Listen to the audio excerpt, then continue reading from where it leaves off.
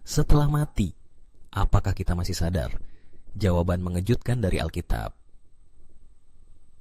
Halo sobat pencari kebenaran, selamat datang kembali di kanal Edukasi Alkitab, tempat kita membongkar ajaran tradisional dan menggali apa yang benar-benar tertulis dalam firman Allah.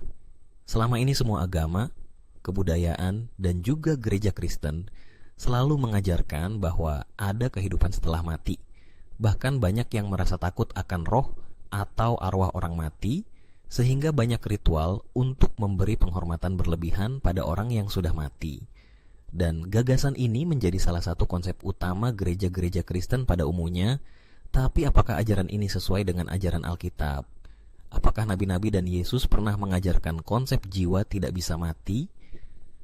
Pernahkah kamu bertanya, kemana kita pergi saat mati? Apakah orang mati bisa melihat, mendengar, atau merasakan? Apakah mereka di surga, neraka, atau mereka hanya tidur? Hari ini kita akan bahas satu topik besar yang membingungkan banyak orang Kristen. Apakah setelah mati orang masih sadar? Dan kita akan kupas berdasarkan Alkitab, bukan tradisi manusia. Segmen 1. Apa kata Pengkhotbah 9 ayat 5? Mari kita mulai dari satu ayat kunci, Pengkhotbah 9 ayat 5. Sebab orang-orang yang hidup tahu bahwa mereka akan mati, tetapi orang yang mati tak tahu apa-apa. Kata-kata ini sangat jelas. Orang mati tak tahu apa-apa. Tidak sedang melihat kita dari surga, tidak merasakan siksa di neraka. Mereka tidak sadar. Bahkan lanjutannya berkata, mereka tidak lagi mendapat upah dan kenangan kepada mereka sudah lenyap. Jadi menurut Alkitab, kematian adalah kondisi tanpa kesadaran, bukan transisi ke kehidupan lain. Segmen 2. Apa itu neraka atau Sheol dan Hades? Dalam Alkitab ada banyak kata neraka, tapi mari kita bahas apa arti sebenarnya dari kata neraka. Apakah artinya siksaan kekal dari Tuhan berupa api yang menyala-nyala? Mari kita gali bahasa aslinya. Dalam Alkitab Ibrani, kata untuk dunia neraka adalah Sheol. Dalam bahasa Yunani digunakan kata Hades. Apa artinya Sheol dan Hades? Keduanya berarti kubur atau tempat umum bagi orang mati. Bukan neraka berapi, bukan tempat penyiksaan, bukan pula taman surgawi. Mazmur 146 ayat 4. Pada hari kematiannya lenyaplah segala pikirannya. Yesaya 38 ayat 18. Sebab dunia orang mati tidak dapat mengucap syukur kepadamu. Orang yang berada di Sheol atau Hades tidak bisa berbicara, tidak bisa berpikir, bahkan tidak bisa menyembah Tuhan. Mereka tidak sadar. Segmen 3. Kalau jiwa tidak bisa mati, buat apa kebangkitan? Yesus berkali-kali berbicara tentang kebangkitan orang mati. Tapi tunggu dulu. Kalau orang sudah mati hanya pindah alam ketika mati, buat apa perlu dibangkitkan? Toh mereka juga masih hidup, hanya beda alam saja kan?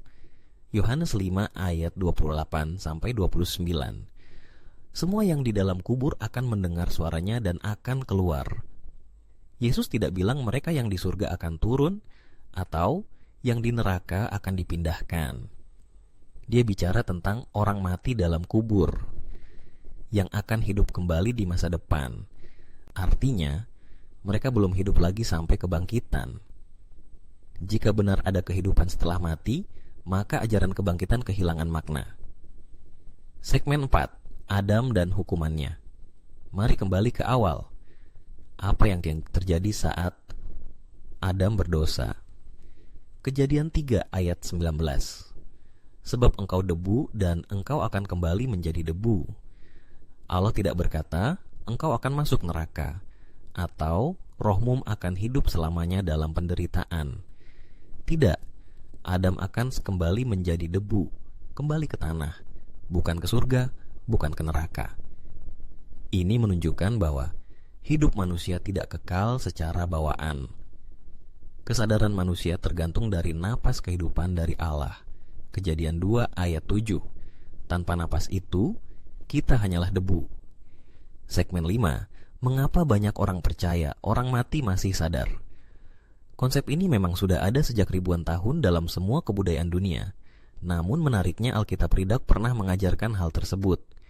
Tapi banyak gereja mengajarkan bahwa orang benar langsung masuk surga, orang jahat disiksa di neraka.